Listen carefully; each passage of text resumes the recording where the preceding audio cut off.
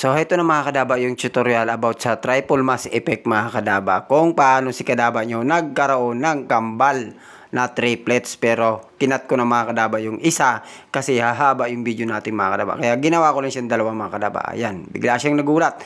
So, kung paano nga ba ini-edit ang mga ganyang video, sundan nyo lang ako mga kadaba sa may CapCut. Tara, let's go! So, ganito ka lang yung mga kadaba ini-edit mga kadaba. So, ngayon mga kadaba, mag-focus tayo dito mga kadaba sa my video mga kadaba kung saan palabas ng si kadaba nyo.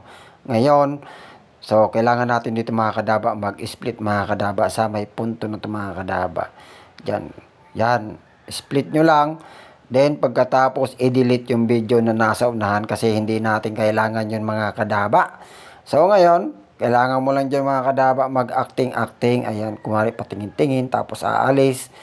Tapos, ang gagawin natin yung mga kadaba, kailangan natin dyan mag-split muna siyempre mga kadaba.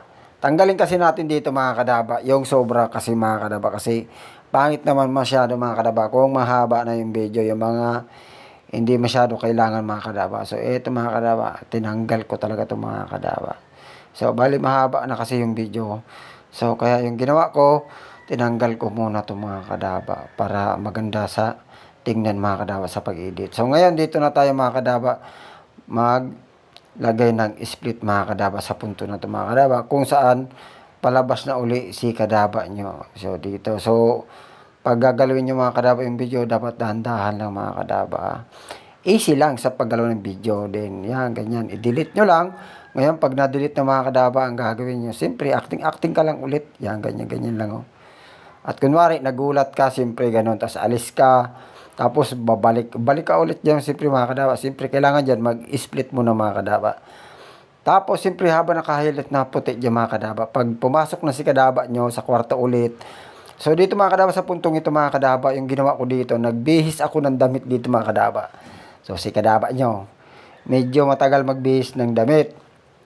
Kaya ayan, medyo natagalan yung pag-edit ng video. Ayan, lumabas na, iba na yung damit.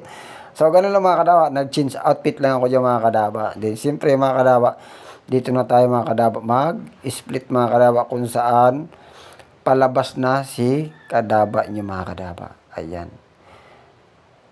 Ayan, habang naka-split siya, siyempre, gagawin nyo, i-delete nyo lang yung mga kadaba, delete.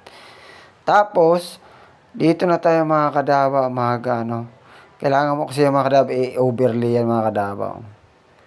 Yan. Ilaglag mo yung mga kadaba sa baba.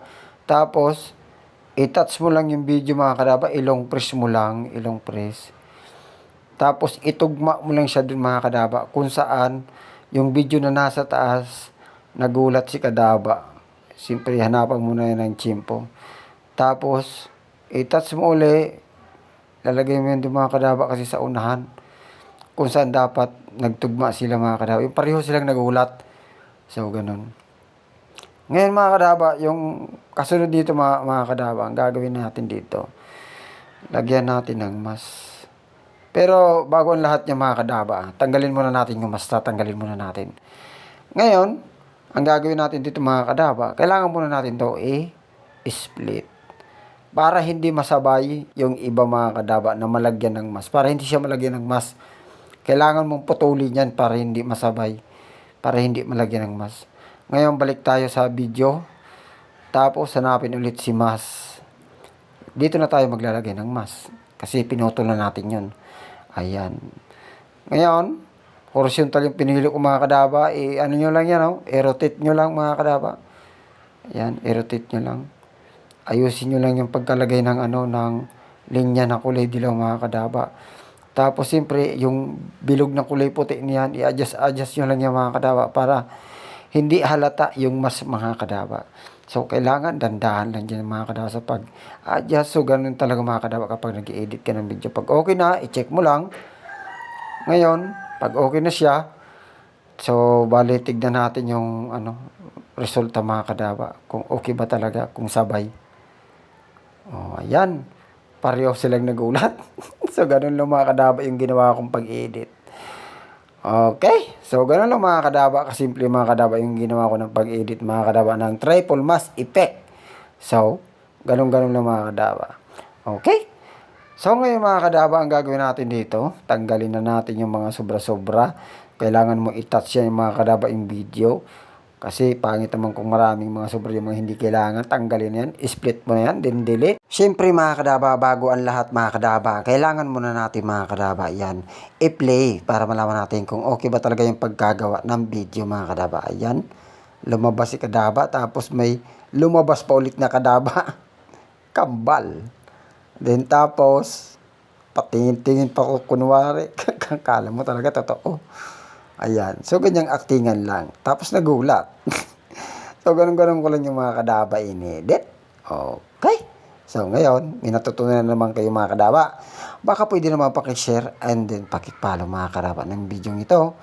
Para nang sa ganun mga kadaba yung mga baguhan, matuto rin sa pag-edit ng mga ganitong content. Then, syempre mga kadaba, pagkatapos niya mga kadaba, export na yung mga kadaba. So, ganun-ganun ko lang ang pag-edit ng mga kadaba.